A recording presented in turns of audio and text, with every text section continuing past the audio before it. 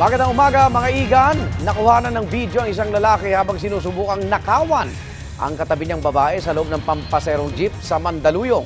Sa videong ito, makikita kung paano pasimpleng ipinapasok ng lalaki ang kanyang kamay sa bag ng kanyang katabi. Agad naman itong napansin ng may-ari ng bag kaya ibinaba niya ito tsaka sinita ang mandurukot. Ayon po sa nag-upload ng video, bumaba raw kaagad ang lalaki nang mapansin siya.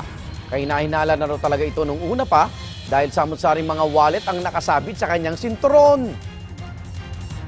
Talaga naman, ha? Buti hindi siya binalikan nung walang kasama. Usually, di ba, may kasama yan na nakaupo rin sa dalawang dulo ng jeep.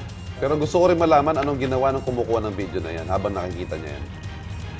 Eh bakit kasi, ang taas naman ng bag? Ayun, no? Oo.